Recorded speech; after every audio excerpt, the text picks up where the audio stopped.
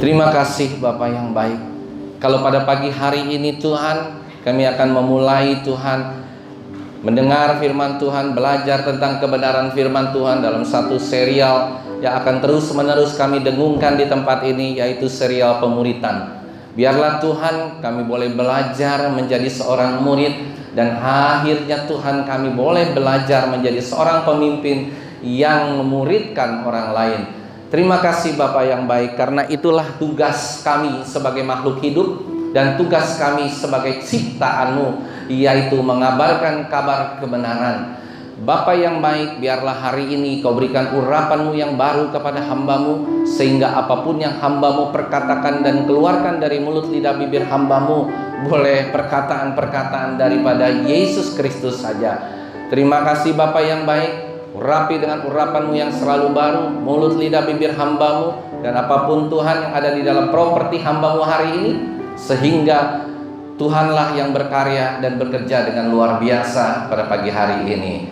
Terima kasih Bapak yang baik. Berfirmanlah, kami akan duduk diam mendengarkan firman-Mu seperti telinga seorang murid dan hati seorang hamba. Seluruh jemaat Tuhan yang diberkati Tuhan, kita katakan bersama-sama amin. Sekali lagi kita katakan bersama-sama amin.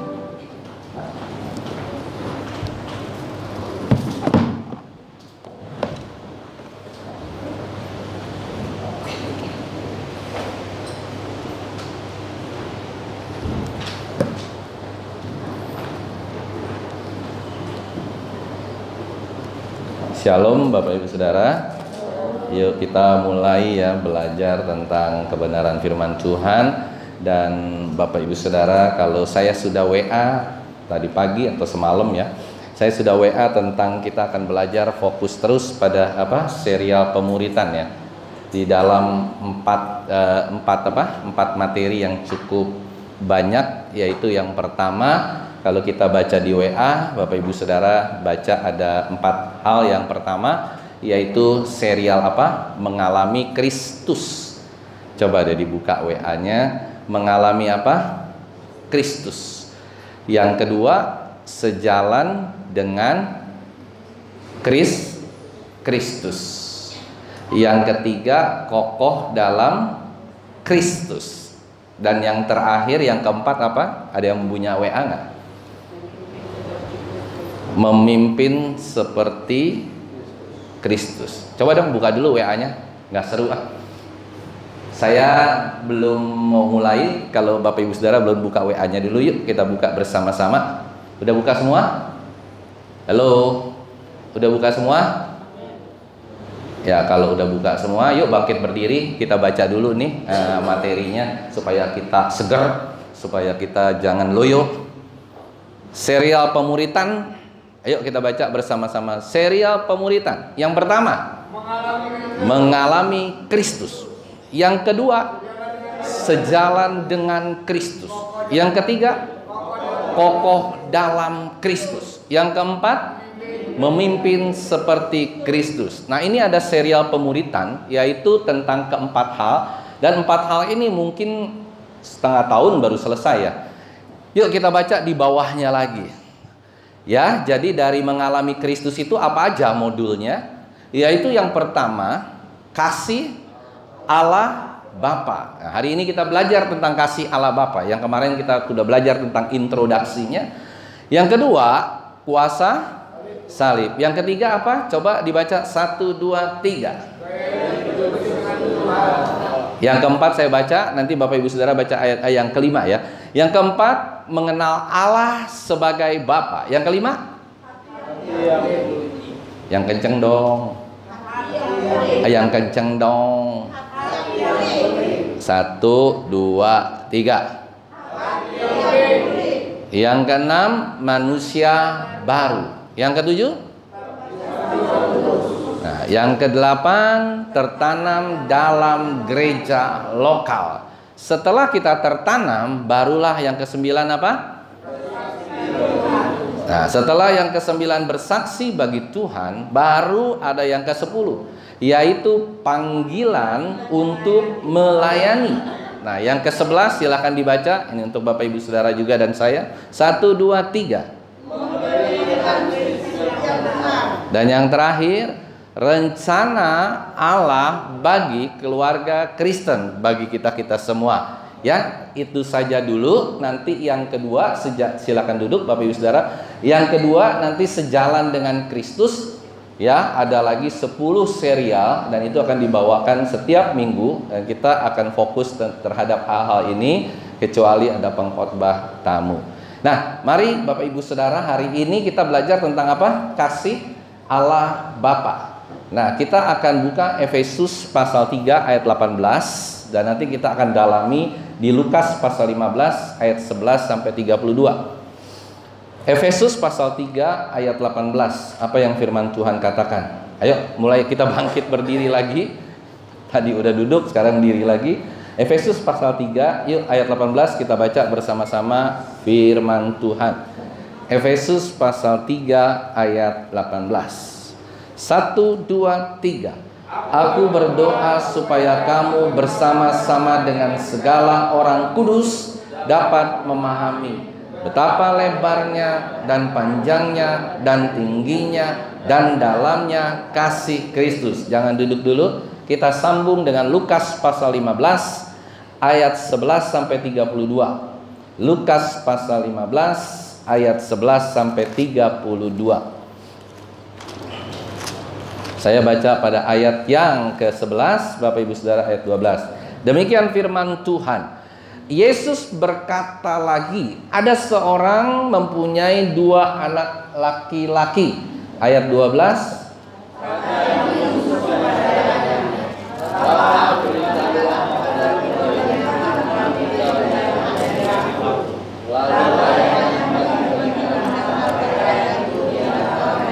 Beberapa hari kemudian anak bungsu itu menjual seluruh bagiannya itu lalu pergi ke negeri yang jauh.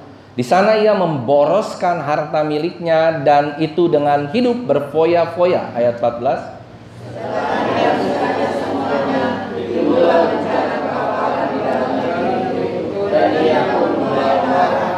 Lalu ia pergi dan bekerja pada seorang majikan di negeri itu. Orang itu menyuruhnya ke ladang untuk menjaga babinya. Ayat 16.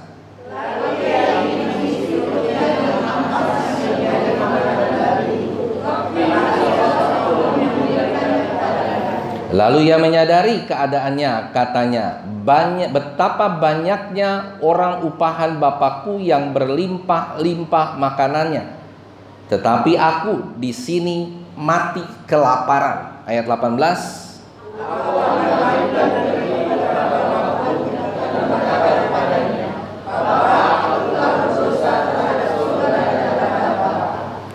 Aku tidak layak lagi disebutkan anak Bapa. Jadikanlah aku sebagai salah seorang upahan Bapa. Ayat 20.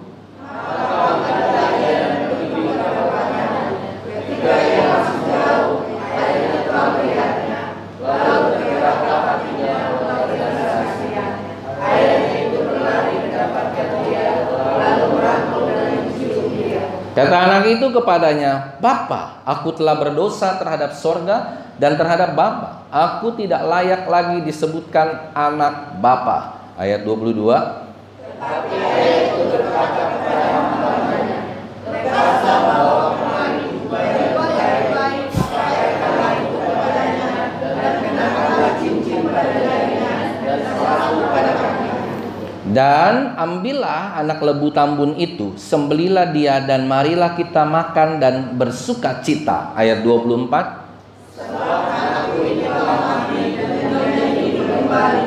Dia telah hilang dan dapat kembali.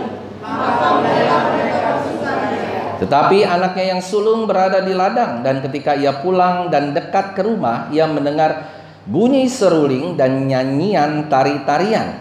Ayat 26. Lalu dia memanggil seseorang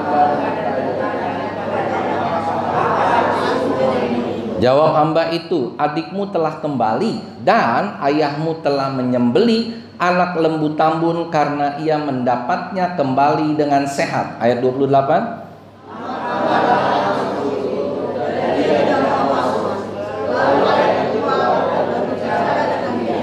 Tetapi ia menjawab ayahnya, katanya, telah bertahun-tahun aku melayani bapa dan belum pernah aku melanggar perintah bapa.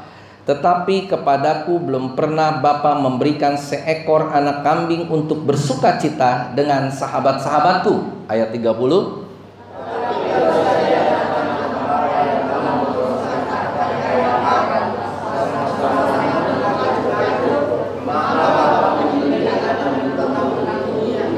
Kata ayahnya kepadanya, anakku, engkau selalu bersama-sama dengan aku, dan segala kepunyaanku adalah kepunyaanmu.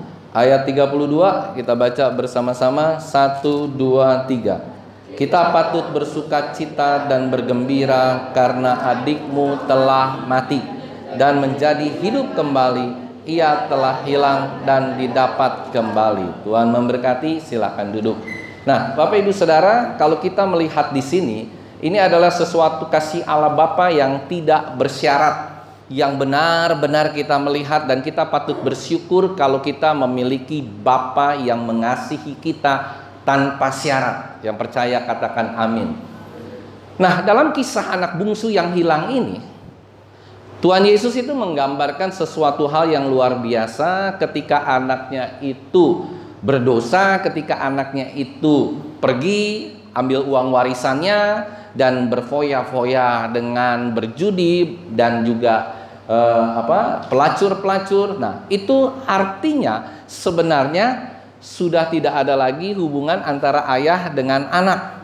Tetapi begitu anaknya minta ampun kepada bapaknya atau bilang, wah, aku ini sudah tidak bisa apa-apa lagi di luar, dan akhirnya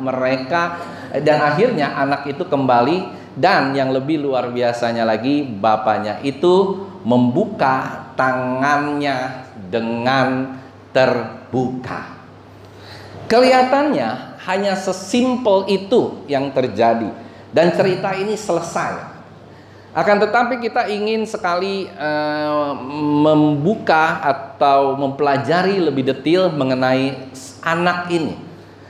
Yang pertanyaan pertama, kenapa Alkitab tidak memberikan satu cerita bahwa anak ini hanya satu orang? Kan beres. Ya apa ya? Kalau satu orang berarti selesai.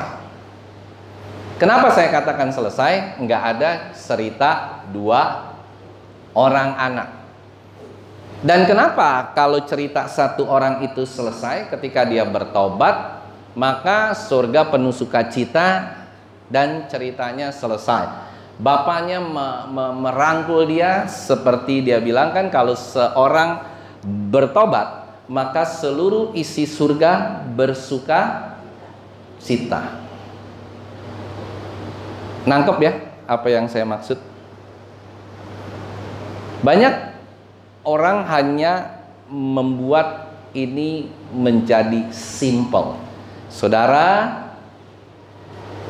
ada orang bertobat, ada orang pergi ngambil harta orang tuanya, anak ini anak yang boros, kemudian anak ini anak yang membawa warisannya, dan ketika ia dirantau, ia berfoya-foya dan menghabiskan harta warisannya, dia jatuh miskin, dan ia mulai kelaparan, dan dia tidak berhasil mendapatkan satu pekerjaan, mungkin dia tidak berpendidikan, ya kan, sehingga akhirnya dia jadi pemelihara babi, dan dia dapat kerjakan dengan baik, tetapi dia tidak dapat makanan dengan baik. Karena itu akhirnya dia sadar. Nah, di sini saudara, titik permasalahannya adalah ketika dia sadar, dia terbangun dari mimpinya.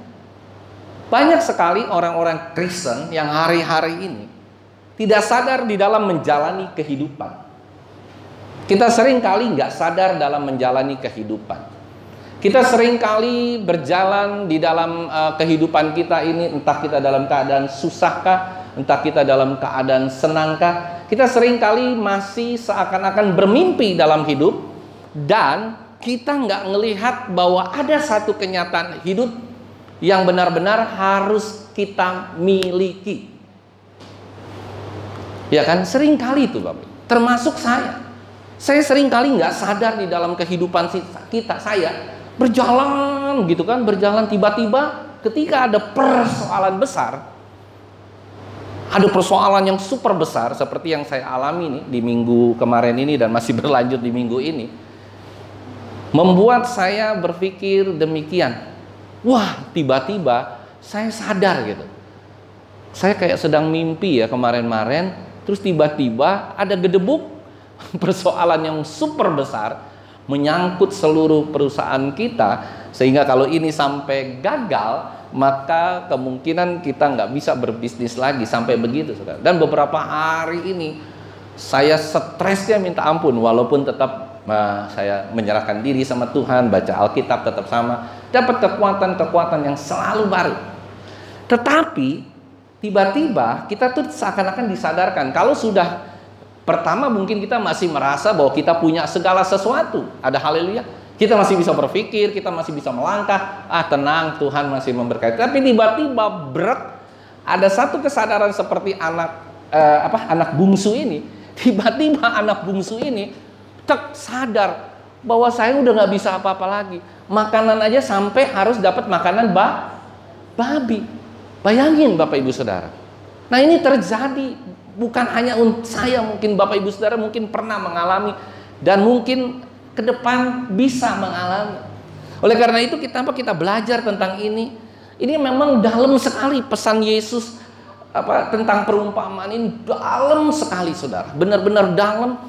Dan kita tidak hanya melihat bahwa ada kasih Allah Bapa yang merangkul, iya. Tetapi yang lebih dalamnya lagi saudara, ini belajar tentang sekolah kehidupan, belajar tentang hakiki kehidupan dalam kehidupan kita. Dan ini bisa terjadi sama semua orang. Itu baru belajar dari anak bungsu ya Bapak Ibu Saudara. Nanti kita lihat lagi belajar dari si sulung. Tapi kita belajar dulu dari anak si bungsu. Nah, kita sudah sangat terbiasa menghadapi situasi dan kondisi yang seperti mimpi. Nah, oleh karena itu kita harus siap nih Bapak Ibu Saudara, harus siap setiap saat, setiap waktu, setiap menit, setiap jam. Maksudnya saya siap tuh berwaspada, berjaga-jaga. Kalau tiba-tiba terjadi walaupun itu sesuatu hal yang kita tidak pernah pikirkan sama sekali. Entah itu ada sakit penyakit, entah dari bisnis, entah dari pelayanan, entah apapun, tiba-tiba peristiwa besar yang membuat kita itu, aduh, bagaimana Tuhan? Bagaimana kalau ini anak bungsu mungkin masih mending ya, dia berbuat salah. Tapi bagaimana kita dengan sudah benar-benar tulus dalam berbisnis, tidak neko-neko, tidak nyogok orang, kita juga dianggap sebagai pemenang, udah menang Bapak Ibu Saudara. Tapi ketika kita menang, nilainya pun cukup luar biasa, kurang lebih hampir 90 miliar. Menang, tetapi kita dibuat satu permainan politik sehingga kita harus mengundurkan diri. Bayangin tuh Bapak Ibu Saudara. Mengundurkan dirinya pun kita harus dikenakan sanksi.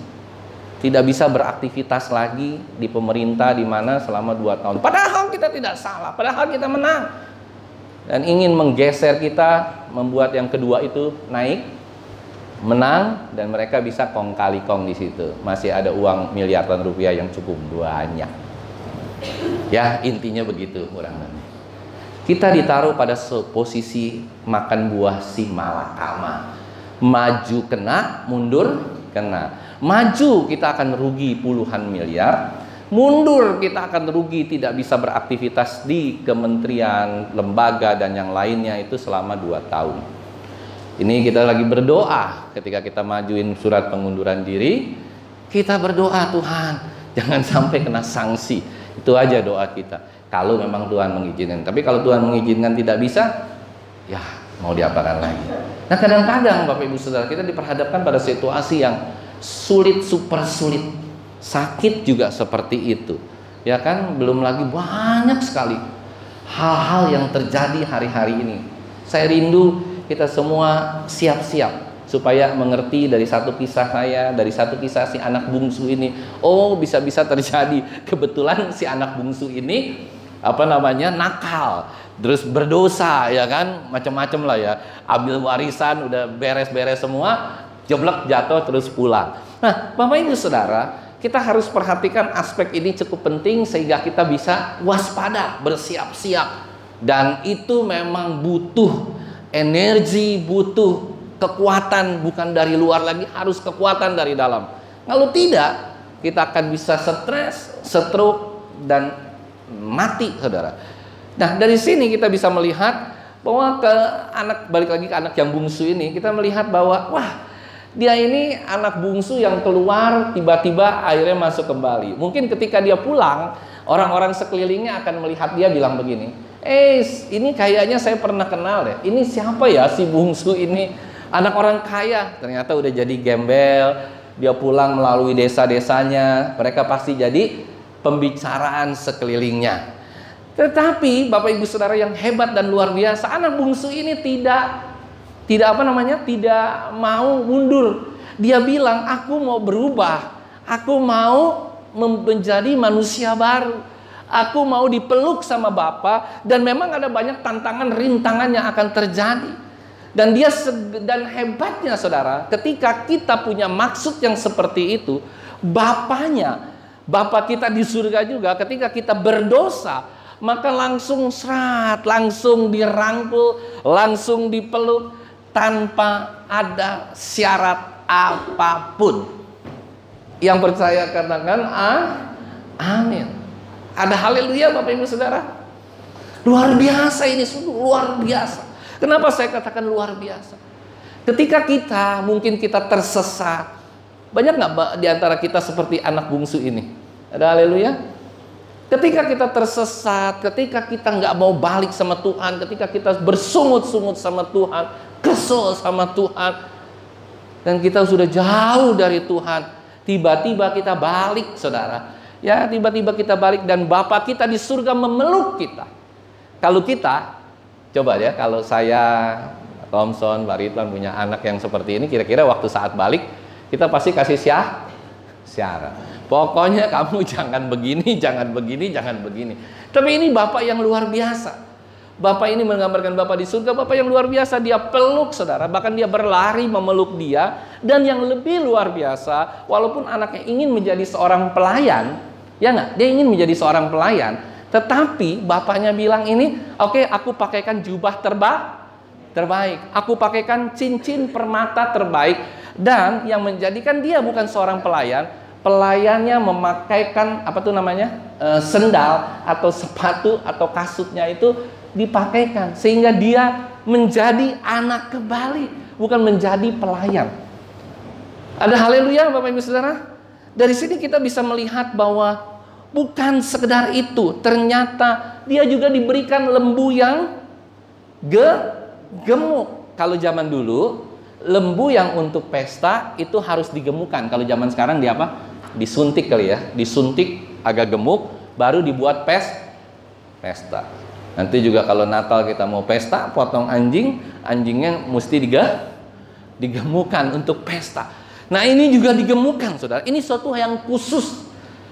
Dan sang ayah kembali berkata, kalau saya ulangi lagi Lukas pasal 15 ayat 24, sang ayah berkata gini. 2 kali ini diulangi nih kata-kata ini Bapak Ibu Saudara. Sang ayah berkata apa? Sebab, ya saya bacakan ya, Lukas 15 ayat 24. Sebab anakku ini telah mati dan menjadi hidup kembali. Ada haleluya. Ia telah hilang dan didapat kembali. Maka mulailah mereka bersuka ria. Ayat terakhir ayat berapa? 32. Saudara lihat. Kita patut bersukacita dan bergembira karena adikmu telah mati dan menjadi hidup kembali. Ia telah hilang dan didapatkan kembali. Ini adalah satu konsep yang luar biasa dari Tuhan kita Yesus Kristus. Tetapi kita coba bedah ini. Jadi kita coba bedah ya Bapak Ibu Saudara. Kita bedah sedikit sambil kita nanti mungkin setelah acara khotbah ini mau tanya jawab 1-2 boleh. Kita bedah sedikit begini. Kita melihat ada 2 orang. Satu si sulung, satu siapa? Si bungsu. Si bungsu melakukan kesalahan besar, kembali posisinya bahkan lebih hebat daripada si kakak. Lebih disayang, lebih hebat, lebih luar biasa. Kenapa ini bisa terjadi? Sedangkan si kakak, si sulung ini, mungkin juga seperti kita, yang gak pernah neko-neko, yang gak pernah lari dari gereja, yang selalu setia sama Tuhan. Tetapi kenapa ya gambaran selalu yang istilahnya yang diprioritaskan Bapak Ibu Saudara selalu si bungsu, bukan si sulung. Coba kita bedah di perjanjian lama sedikit ya, kita ulang. Bapak Ibu Saudara masih ingat kisah Esau sama Yakub? Siapa yang disayang Tuhan? Yakub atau Esau? Ya, Yakub. Aneh ya, aneh nih. Ini kita mau lihat. Yakub padahal dia menipu si Esau untuk dapat hak kesulungan. Tetapi Allah, bapaknya dan Allah tetap memprioritaskan Yakub. Saudara lihat Daud dan Saul. Daud dan Saul juga sama.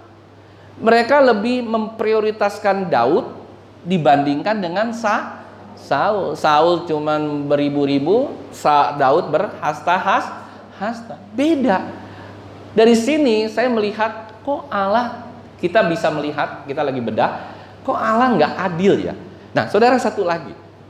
Saudara masih ingat, Bapak Ibu Saudara masih ingat, ada satu kisah tentang domba yang hilang. Ada berapa domba? 199. Tuhan tidak terlalu bersukacita dengan 99 yang tidak hilang. Tapi dia cari satu yang hilang. Dan setelah ketemu, dia gendong di atas, terus dia bilang, aku bersukacita. Bahkan dibilang di sini, aku bersukacita karena apa? Surga bersukacita. Karena anak yang hilang ini, domba yang hilang ini, sudah aku dapatkan kembali. Ya apa ya Bapak Ibu Saudara? Ini jadi pertanyaan menarik buat kita semua. Berarti kalau begitu ada satu pemikiran dari teolog yang mengatakan, mungkin juga termasuk saya berpikir begini. Kalau begitu ngapain saya ada di gereja? Ngapain saya taat dan setia sama Tuhan kalau saya tidak terlalu dianggap? Sedangkan orang yang berbuat dosa terus pulang lagi, dia akan dirangkul. Ada haleluya. Kalau begitu kita buat dosa aja deh semua dulu, ya kan? Hancur-hancuran dulu, nanti baru kembali kepada Tuhan. Kan begitu tuh konsep berpikirnya. Ya apa ya Bapak Ibu Saudara? Ini satu konsep pemikiran yang kita bisa melihat ya. Berarti kalau gitu Tuhan lebih senang bersukacita, saya berdosa dulu yang sebanyak-banyaknya saya berdosa dulu, baru habis itu saya minta ampun sama Tuhan, saya kembali sama Tuhan, pasti Tuhan akan terima dan sukacitanya jauh lebih besar. Surga lebih bersukacita. Benar nggak pemikiran seperti itu? Haruskah kita berbuat dosa agar kita bisa bertobat? Tadian perumpamaan yang hilang, coba ya kita buka ya. Kalau kita mau buka nih, Yesus katakan apa di domba yang hilang? Lukas pasal 15 ayat 7. Yuk kita baca bersama-sama supaya kita ngerti banget nih. Lukas pasal 15 ayat 7. Yang tadi itu tinggal mundur sedikit saja. Sebelumnya ayat yang kelima dulu ya, kita lihat ya. Dan kalau ia telah menemukannya, ia meletakkannya di atas bahunya dengan gembira. Ayat 6, Bapak Ibu Saudara mohon dibaca. 1, 2, 3. Nah.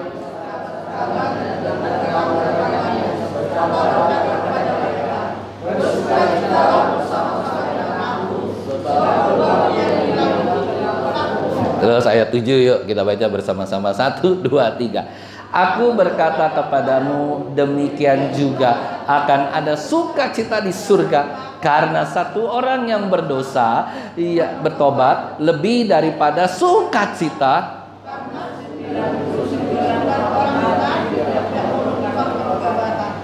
Kacau ya.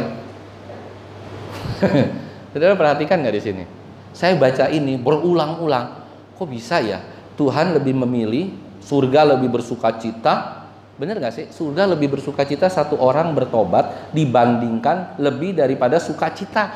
Karena 99 orang benar, 99 orang benar yang tidak memerlukan Kebayang nggak?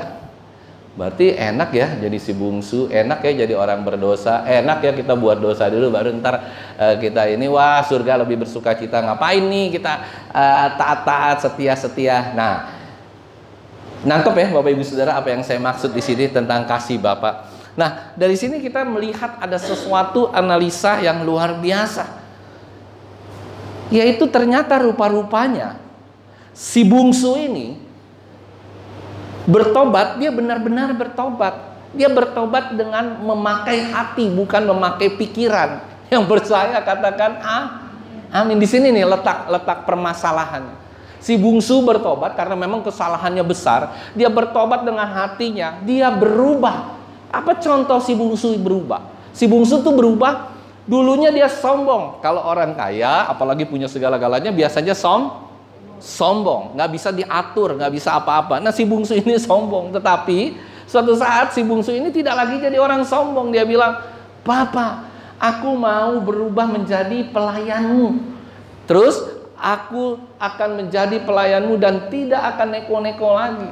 Nah, dari situ kita bisa melihat ternyata rupa-rupanya bungsu, orang yang bertobat dengan sungguh-sungguh, dengan hati, berbeda orang yang bertobat seperti si sulung. Si sulung mungkin dulunya sama seperti si bungsu. Jadi ini hebatnya firman Tuhan, saudara. Saya bisa bayangkan Tuhan ingin memberikan gambaran gua yang jelas. Yang satu ada orang yang benar-benar kacau balau, tiba-tiba bertobat dengan hatinya. Ya, mungkin bisa saja si sulung juga dulu seperti itu, tetapi sekarang dia sudah ada di dalam rumah tuh. Tapi si sulung itu hatinya tidak memerlukan pertobatan. Yang percaya katakan amin. Waktu saya refleksi ke diri saya, waduh, bener juga ya. Kita nih seakan-akan yang udah jadi orang Kristen, apalagi yang sudah PA, yang sudah ngedalamin firman Tuhan, yang sudah mengerti itu hidupnya benar gitu. Seringkali kita nggak pernah lagi mau bertobat. Yang percaya katakan amin. Seringkali kita sombong, seringkali kita bilang, ini semua udah milikku. Si sulung kan bilang, ini semua milik aku. Kenapa? Kenapa Tuhan memberikan baju lagi, sendal atau kasut, semua diberikan lagi kepada si bungsu, saudara. Kenapa? Ini kan milikku semua. Si bungsu bagiannya sudah habis. Harta warisan sudah diambil, semua sudah dibawa. Semua dia pergi dengan membawa. Nah, yang ada di dalam si sulung itu kan harusnya warisannya si sulung. Kenapa harus masih dibagikan kepada si bungsu? Si sulung tidak terima. Dan itulah kita juga ketika kita menjadi si sulung dan bukan si bungsu. Kita sering kali ya sebagai orang-orang yang hidupnya sudah benar, sudah lumayan lurus, tapi kita sering kali bilang begini, Tuhan, aku udah gak memerlukan pertobatan. Aku gak perlu lagi datang PA. Aku gak perlu lagi datang youth. Aku gak perlu lagi belajar tentang pemuritan. Aku sudah Kristen, Tuhan. Aku gak perlu lagi hal-hal seperti itu. Aku cukup berdoa, aku cukup baca firman, aku cukup datang ke gereja, diberkati Tuhan, menikah, punya anak, selesai. Inilah yang saya mau garis bawahi hari ini, dan kita semua jadi sadar sesadar-sadarnya. Di mana posisi kita hari ini? Siapa di sini yang merasa seperti si bungsu? Ada? Nggak usah angkat tangan, angkat di dalam hati kita. Siapa di hari ini kita ini sebagai si bungsu? Atau hari ini nggak ada si bungsu, nggak ada si sulung, saudara bilang saya mah di tengah-tengah, nggak bisa, saudara. Saudara hari ini ada jadi si sulung atau si bungsu? Ada haleluya? Hati-hati ya. Posisi kita nih hari ini harus jelas. Aduh, saya adanya di si sulung nih. Tuhan, ampuni aku. Tuhan, aku perlu pertobatan. Tuhan, jangan sampai Tuhan aku nggak selamat, Tuhan. Jangan sampai si bungsu yang selamat. Jadi begini, kisah akhirnya begini, saudara. Masih ingat gak kisah penjahat di atas kayu salib? Kan aneh kan? Enak bener ya. Penjahat tiba-tiba di atas kayu salib sebelah Yesus bilang, ingatlah akan aku ketika engkau sudah pulang ke rumah Bapa di surga, kan? Langsung selamat, saudara. Ini kan kisah tentang bungsu sebenarnya. Ya apa ya, Bapak Ibu Saudara? Halo?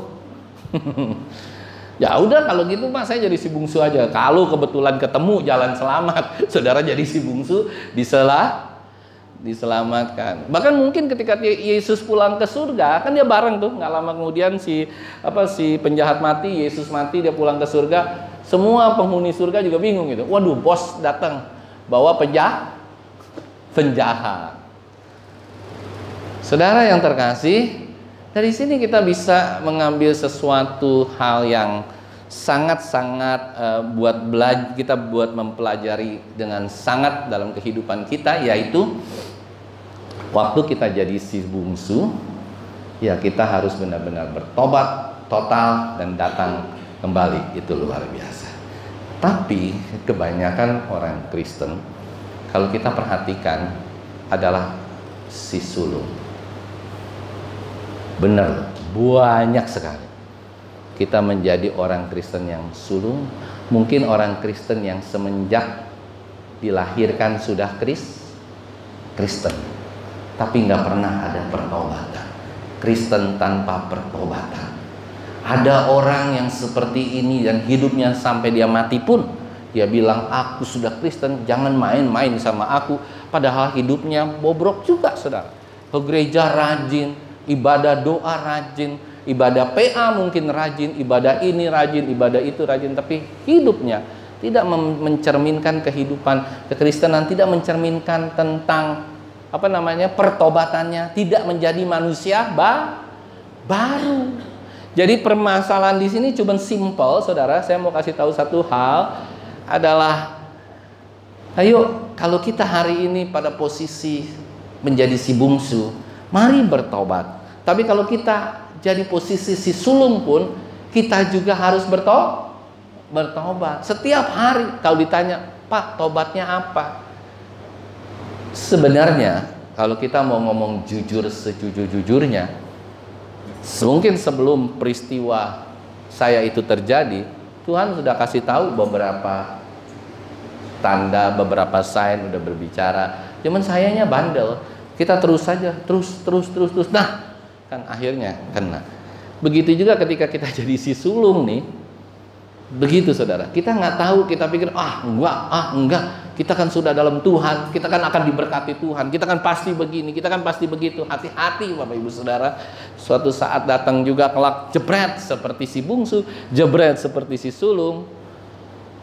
Maka kita harus kembali ke jalan Tuhan, dan kita harus minta ampun sama Tuhan, kita harus bertobat sama Tuhan dan hidup baru. Jadi kuncinya di sini sebenarnya soal tentang hidup yang lama sudah mati, dia pindah kepada kehidupan yang baru. Sebab anakku ini telah mati secara kehidupan yang lama, dan ia hidup kembali. Ia telah hilang dan didapatkan kembali. Maka mulailah mereka bersuka ria. Jadi rupa-rupanya domba yang 99 tadi, mungkin domba yang belum serius sama Tuhan. Dia sudah diselamatkan, dia sudah menjadi orang Kristen, tetapi dia tidak serius sama Tuhan. Dia masih berbuat dosa yang tidak kelihatan. Ada dosa yang kelihatan jelas, seperti mungkin orang berjudi, belacurkan diri, semua. Tetapi ada dosa-dosa tertentu yang tidak akan pernah kelihatan, dan itu cuman kita yang tahu di dalam hati kita. Oleh karena itu Bapak Ibu Saudara, yuk hari ini mau nggak kita menjadi manusia yang baru? Dan Bapa hari ini sedang terbuka tangannya untuk kita semua. Dan kalau ini kita bisa lakukan, seluruh surga hari ini akan bersuka cita karena sulung dan bungsu bertobat bersamaan. Yang percaya katakan amin. Si sulung, si bungsu. Jadi di kita ini semua nih, ada yang sulung, ada yang bungsu, bukan secara fisik ya, tetapi secara kerohanian kita. Ada haleluya Bapak Ibu Saudara. Ayo kita hidup baru. Kita benar-benar sungguh-sungguh tinggalkan kehidupan kita yang lama. Kita benar-benar serius, dan tidak lagi kita beku di dalam watak lama kita, sehingga surga tidak pernah bersuka cita dengan orang-orang yang sudah bertobat, menjalankan kehidupan seperti si sulung, tapi tetap kehidupan lama masih diulang-ulang, kehidupan lama masih bercokol terhadap si sulung, sehingga kesempatan untuk kita menghadapi perubahan total itu sehingga menjadi tidak terrealisasi. Bapak Ibu Saudara, hari ini kita tahu tentang kasih Allah Bapa. Bapa hari ini mau merangkul kita semua. Halo, hari ini firman Tuhan bukan dengan sengaja, tetapi tidak sengaja Tuhan sudah sampaikan hal ini, dan hari ini Tuhan mau supaya kita kembali ke jalan Bapa, kembali ke dalam Bapa, dan Bapa pasti akan mengampuni kita tanpa syarat. Ada haleluya. Siapa hari ini yang dalam hatinya masih menjadi si bungsu? Dan siapa hari ini yang kita masih menjadi si sulung? Katakan kiri kananmu dulu dong. Kau bungsu atau sulung? Nah, tos dulu dong. Yuk, bungsu atau sulung sih? Ya kan? Tapi gampang Bapak Ibu Saudara. Kenapa saya bilang gampang? Nanti Bapak Ibu Saudara lihat tingkah lakunya deh. Kita semua nih. Kelihatan. Ya kan? Kalau si bungsu, mungkin jarang dia ke gereja. Tapi sekali ke gereja dia nangis-nangis. Ada haleluya? Ya itu bungsu. Ya, jarang dia datang ke gereja. Sekali datang ke gereja, Tuhan. Nah, tapi bungsunya nggak lama dia keluar lagi dari gereja, masuk lagi ke gereja, jadi bungsu lagi. Itu bukan si bungsu namanya, itu bungsu-bungsu kacau balau. Ya kan? Bertobat, nggak bertobat, tobat. Nah, tapi kalau si sulung nih lebih susah. Si sulung alim-alim di gereja, santai-santai di gereja, semua kegiatan ikut, semua ini ikut. Tapi ketika diperlakukan tidak benar sama orang, langsung seperti harimau, guala, nggak deket sama kiri kanan, semua. Nah, itulah si sulung. Kalau ada orang yang dikasih lebih, si sulung ngam. Ada haleluya. Itu kita semua. Kita juga termasuk, aduh si ini kasih enak ya, gini. Baik dalam satu jemaat, baik dalam satu keluarga. Saya nggak bicara soal jemaat aja, di keluarga juga sama. Kalau ada orang yang diprioritaskan, aduh, terus dia marah kalau adiknya dikasih lebih atau whatever lah, atau terbalikannya, wah dia ngamuk. Kita masih jadi sulung. Coba katakan kiri kanan lagi. Ayo, kamu si bungsu atau si sulung? Bungsu, sulung. Bukan bongsu ya. Kalau bongsu si Mamora. Bungsu, sulung. Kita harus, saya juga introspeksi diri saya juga sama. Aduh, saya si sulung atau si bungsu nih ya kan. Bisa dua-duanya loh saudara, bisa kadang-kadang saya jadi si sulung, kadang-kadang saya jadi si bungsu. Wah, ini bahaya sekali. Oleh karena itu, yuk mari, mumpung Tuhan masih mau menyediakan pintu pertobatan, membuka pintu pertobatan, kita bertobat sungguh-sungguh dengan kasih Bapa. Dia akan merangkul kita tanpa syarat. Yang percaya katakan amin. Waktu kita melayani orang, kita kasih kesaksian sedikit tentang kita. Bukan kesaksian tentang miskin jadi kaya, bukan. Tapi kesaksian pribadi kita sama Tuhan. Aduh Tuhan, aku pernah bertobat. Jadi kesaksian itu jangan kesaksian tentang sakit sembuh, miskin kaya, jangan. Kesaksian tentang bagaimana suatu saat waktu itu saya bertobat, ya kan? Oh begini, ya kan? Saya dulu orang yang nggak bener, saya begini. Tapi juga jangan terlalu dilebih-lebihkan, nanti jadi drama, saudara, ya kan? Nah, setelah itu pasti orang yang mendengarkan itu akan ikut terharu. Kita peluk dia, kita bilang ada kasih Bapa yang melingkupi segalanya. Kita angkat pujian. Pasti suatu saat dia akan tanya, Dek atau Bu atau Pak, gerejamu di mana? Gereja Bethel Indonesia, Alberta. Ada pelajaran-pelajaran begini? Ada. Saudara kasih WA, tinggal copy, ceplok. Besok-besok yuk dek belajar. Kita belajar bersama-sama. Dan suatu saat, tadi di poin yang nomor 4 ya. Ini Bapak Ibu Saudara lihat. Di poin yang nomor 4 yang paling terakhir di WA tadi, itu sebenarnya saya rindu kita tidak akan terus-terusan membuat saudara hanya menjadi jemaat. Kalau suatu saat Bapak Ibu Saudara memang ingin dan sudah dipanggil Tuhan sebagai pemimpin dan sudah siap menjalankan ini semua, monggo. Silakan bentuk persekutuan doa, silakan bentuk gereja dan menjadi gembala pun saya tidak ada masalah. Karena ini semua adalah milik Tuhan, dengan kita bisa menjadi gembala, menjadi penerus, menjadi ini, itu jauh lebih baik.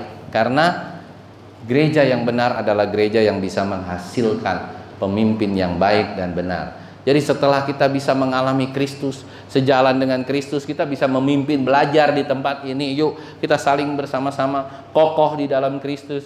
Nah, setelah kita bisa menjadi pemimpin seperti Kristus, saya tidak ada masalah. Bapak Ibu Saudara menjadi seorang gembala, wah, dipakai Tuhan dengan luar biasa. Di sini kita juga sudah dipakai Tuhan dengan luar biasa.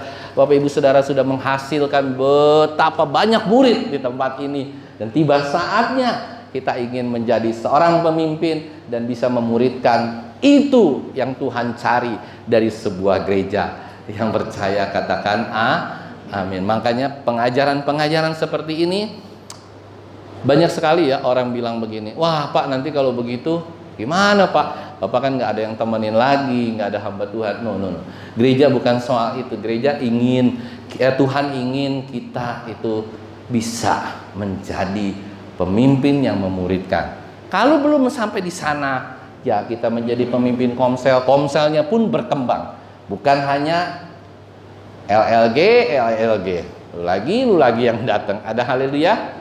Kita mau nanti suatu saat ya, nanti di komselnya bulan depan di Ibu Elista juga, atau mungkin di tempat Pak Thompson yang lain, jangan hanya jemaat kita saja. Yang percaya katakan amin. Undang kiri kananmu minimal 1-2 orang. Saya juga sudah mulai mau minggu depan ini belajar tentang ini. Kita coba rangkul, kita coba sekeliling kita. Jadi nanti ketika ada persekutuan di tempat kita, ada orang-orang baru. Orang-orang baru itu belajar, dan nantinya suatu saat dia juga akan bisa menjadi komsel-komsel yang bertumbuh berkembang dengan luar biasa. Yang percaya katakan amin. Supaya kita menjadi murid atau menjadi pemimpin yang bisa memuridkan, agar kita suatu saat bilang sama Tuhan, thanks Lord, saya sudah melaksanakan tugas saya, amanat agung Kristus sudah saya laksanakan, sehingga kita bisa menjadi ketika kita pulang ke surga, maka Tuhan bilang, oh pekerjaanmu sudah selesai. Yang percaya katakan amin. Ayo kita akhiri ibadah ini, kita angkat satu pujian, kita katakan sama Tuhan, haleluya Yesus.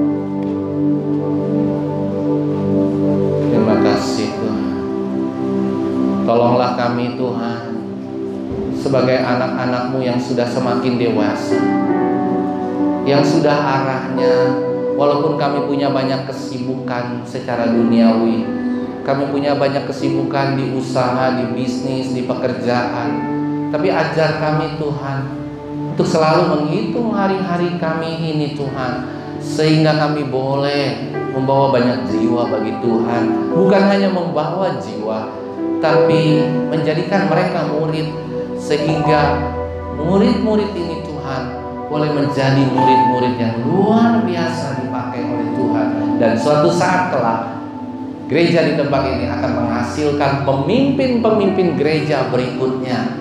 Dan kami rindu itu boleh terjadi Tuhan bagi gereja di tempat ini. Pulihkan gereja kami, pulihkan para jemaat kami, sehingga jemaat kami setiap hari boleh menjadi jemaat yang luar biasa di mata Tuhan. Haleluya.